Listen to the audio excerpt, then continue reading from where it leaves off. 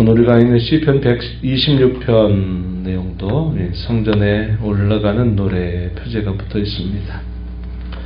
옛 이스라엘 백성들, 그들이 성전을 중심으로 해서 늘 살아가는 것을 얼마나 중요하게 여기는가 하는 내용들이 이 성전에 올라가는 노래들, 이걸 통해서 우리가 확인하게 되는데요. 오늘 우리가 이 말씀을 읽을 때는 어떤 걸 말할까요? 하나님 중심 혹은 우리 주 예수 그리스도를 늘 중심에 모시고 살아가는 삶이다. 하나님 앞에 예배하는 것을 중심으로 여기며 사는 삶이다. 이런 것들을 우리가 떠올려 볼 수 있는 표현들이 되겠습니다. 우리가 이 시편을 읽으면서 갖는 어떤 이해 아마 비슷할 것 같아요. 오늘 우리가 읽는 이 시편의 내용들은 이스라엘 자손들이 포로로 끌려가 있는 중에 하나님의 전적인 역사로 말미암아 그들이 포로 생활을 접고 예루살렘으로 돌아오게 된 그 기쁨을 표현하고 있는 시편이다. 그러나 여전히 완전하게 다 돌아오지 못한 하나님 백성들이 계속 돌아오기를 간절하게 바라는 그 소망이 또 함께 표현되고 있다는 것을 우리가 확인해 볼 수 있겠습니다. 우리가 아는 바와 같이 이스라엘의 역사 속에서 포로 생활 한 70여 년 동안 했던 이스라엘 자손들은 세 차례에 걸쳐서 예루살렘으로 돌아옵니다. 첫 번째 1차 귀환, 또 2차 귀환, 3차 귀환이 있어서 세 번에 걸쳐서 돌아오게 되죠. 그러나 여전히 이런 세 번에 걸친 귀환이 있었어도 돌아오지 못하는 또 하나님의 백성들이 있게 되면서 소위 디아스포라 유대인이라고 하는 그런 배경이 되는 것을 우리가 알게 됩니다. 역사적으로는 스룹바벨이라고 하는 총독의 인도하에서 첫 번째 귀환을 하죠. 고레스 왕이 칙령을 내리면서 너희 하나님 백성들을 예루살렘으로 돌아가서 성전을 건축해라 하는 이런 명령이 떨어지면서 첫 번째 귀환이 일어납니다. 주전 537년이죠. 2차 귀환은 에스라, 우리가 잘 아는 학사 겸 제사장이었던 에스라가 이끌면서 2차 귀환이 이루어집니다. 주전 458년경에 이루어집니다. 그리고 그때로부터 긴 시간이 지나지 않으면서 우리가 잘 아는 느헤미야 총독이 부임하게 되면서 또 한 번의 귀환이 이루어집니다. 444년. 그래서 이 세 번에 걸친 포로 귀환이 이루어져요. 하나님의 놀라운 역사입니다. 이방 군주의 마음을 움직여서 하나님 백성들을 돌보게 하신 기적 같은 일이죠. 그런 일들이 일어나게 된 것. 그래서 그 사이에 그 즈음에 기록된 시편이 아니겠나. 그 내용을 통해서 우리가 이렇게 확인해 볼 수 있겠습니다. 1절부터 3절에 이런 내용에서는 포로 생활에서 돌아온 사건을 회상하면서 그게 얼마나 감격스럽고 기쁘고 즐거운 일인가 하나님께 감사를 드리는 내용들이 소개가 되고 4절부터 6절에서는 믿음을 가지고 하나님께 향한 간절한 소망의 기도를 올리는 겁니다. 이루어 주실 일들, 하나님께서 이루어 주실 그 일들을 기대하고 소망하면서 간절하게 다짐하고 결단하는 내용들이 소개가 되고 있습니다. 한번 살펴보시죠. 1절 말씀 한번 가서 보시기 바랍니다. 여호와께서 시온의 포로를 돌려보내실 때 우리는 꿈꾸는 것 같았도다. 되게 꿈은 우리가 꿈속에서 꾸고 그 꿈이 금방 사라져버리고 맙니다. 현실하고는 상당히 동떨어져 있는 경우들이 많죠. 포로 생활을 하고 있는 이스라엘 자손들은 옛적에 자신들이 행했던 그 일들이 얼마나 놀라운 은혜였는가를 그들은 깨닫게 됩니다. 구구절절히 느끼게 되죠. 안식일이 되어도 그들이 하나님 앞에 예배할 수 없고 절기를 지킬 수도 없고 또 그들이 예루살렘 성전이 다 무너져 내린 상태로 포로로 끌려간 상황에서 이방의 많은 신전들은 보지만 그들이 하나님을 섬길 수 있는 아무런 여건이 마련되지 못하는 그런 처절한 삶을 살아가게 되면서 그들이 하나님 앞에 옛적에 예배하고 절기를 지키고 언제든지 하나님 앞에 나아갈 수 있었던 그 사건들이 얼마나 큰 하나님의 은혜였는가 하는 것을 깨닫게 되는 겁니다. 그래서 이 포로 생활을 하고 있는 신실한 하나님 백성들은 우리가 언제나 하나님을 예배할 수 있을까? 우리가 언제나 하나님 앞에 자유롭게 하나님을 찬양하며 경배할 수 있을까?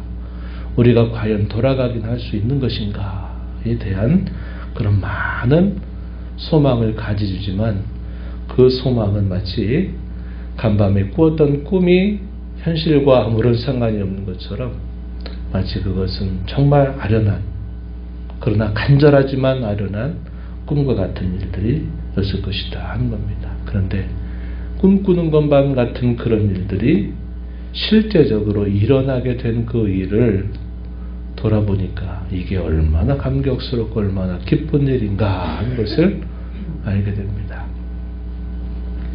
이스라엘 자손들이 포로로 끌려가는 마지막 세 번째 바벨론의 포위 공격에 의해서 결국 패망당하고 끌려가게 될 때 그들 가운데 있었던 예레미야는 하나님께서 70년이 차면 다시 이 백성들을 돌려보내시겠다고 약속하셨음을 예언합니다. 그리고 그것이 세대가 흘러가게 되면서 그 소망은 마치 아련한 꿈처럼 보였을 것인데 그것이 실제로 이루어진 것이죠. 2절 앞부분에서 뭐라고 말합니까? 그런 일이 이루어지게 되니까 입에는 웃음이 가득하고 혀에는 찬양이 가득 찼다라고 이렇게 고백하고 있습니다. 이방 사람들은 이스라엘 자손들이 이방 군주의 명령을 받고서 예루살렘으로 돌아가는 걸 보니까 야, 너희가 섬기는 그 여호와 하나님이 너희에게 큰 일을 행해 주셨구나 하는 사실을 인정합니다. 2절 하반절 이렇게 표현했죠. 그때 문나라 가운데서 말하기를 여호와께서 그들을 위하여 큰 일을 행하셨다 하였도다. 그들 누굽니까? 하나님의 백성들, 이스라엘 자손들, 포로 상태에 살아왔던 그 사람들을 위해서 여호와께서 큰 일을 행하셨다. 이방 사람들이 인정한 겁니다. 야, 너희는 참 그래도 너희가 섬기는 여호와께서 너희를 이런 일로 크게 기쁘게 했다. 이렇게 인정을 하게 했다는 것입니다. 이방 사람들이 인정했다는 거죠.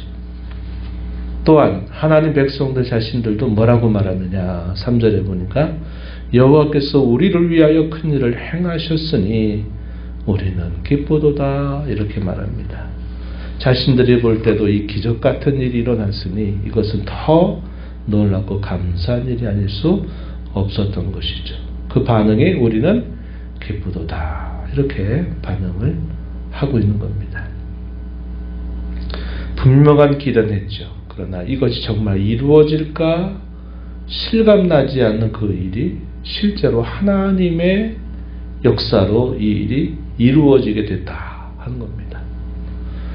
저와 여러분이 갖는 소망은 어떨까요? 우리가 이 세상에 계속 펼쳐지는 역사, 자연재해, 굶주림, 전쟁, 수많은 사람들의 죽음, 불의가 여전히 팽배하고 있는 이 세상, 우리가 이 세상을 보게 되면 이 세상이 정말 새롭게 될 수 있을까? 이 세상에 정말 하나님의 거룩한 나라가 완전하게 이루어지기나 할까? 아련한 소망처럼 보일 수 있다는 겁니다. 그러나 하나님이 그의 때가 되면, 그의 시간표가 딱 차게 되면 하나님은 이 기적 같은 일을 우리를 위해서 반드시 이루어 주실 것이다 하는 것을 우리는 기대하는 겁니다. 그 구체적인 내용이 뭘까요? 하나님이 구원하신다. 하나님께서 영생을 주신다. 그의 영원한 나라가 이루어지게 하신다 하는 것이 바로 하나님께서 행해 주실 큰 일이다 하는 사실을 우리는 알고 있는 것입니다.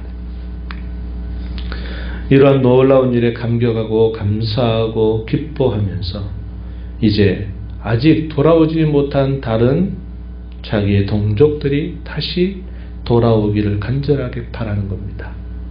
그것이 이제 4절부터 마지막 절까지 표현되죠. 그래서 그를 향한 간절한 기도를 하나님 앞에 올리면서 자신들이 먼저 이렇게 하나님의 구원을 경험한 자들로 자신들이 무엇을 할까? 그것을 다짐하는 그런 내용들이 이하에서 소개되고 있습니다. 4절 보시면 강구의 내용이 소개됩니다. 우리의 포로를 남방 시내들 같이 돌려 보내소서, 이렇게 기도합니다. 돌아온 포로가 있지만 여전히 돌아오지 못하고 있는 자기의 동족들도 다 돌아오게 해달라는 겁니다. 이것은 하나님의 구원이 더 완성될 것을 소망하면서 기도하는 내용들이죠. 아직 완전하게 이루어지지 않은 일, 어쩌면 아직은 여전히 고통 가운데서 포로민으로 살아야만 되는 그 백성들의 현실을 이렇게 표현하고 있다 하겠습니다. 남방 시내들, 이 남방 시내들, 남쪽에 있는 시내들처럼 그렇게 해달라 하는 이 말은 유대 땅의 남방의 시내들은 대개는 물이 말라있게 됩니다. 말라있게 되다가 우기에 접어들게 되면 갑자기 물이 막 쏟아지면서 그 물이 그 시내들을 가득 채워서 넘쳐나는 그런 특성을 가지고 있다는 겁니다. 지금은 비록 말라 있어서 가뭄진 그런 모습으로 보이지만 우기에 접어들었을 때 그곳에 비가 많이 내려서 그곳이 넘쳐 흐르게 되는 것처럼 이 척박하고 아직은 말라있는 땅과 같은 이 남방 시내들이 물이 범람하게 되는 것처럼 하나님께서 아직 남아있는 우리의 동족들, 하나님의 백성들을 이 남방 시내들의 물이 넘쳐나는 것처럼 빨리 돌려보내달라라고 하나님 앞에 간절하게 기도하고 있는 것입니다.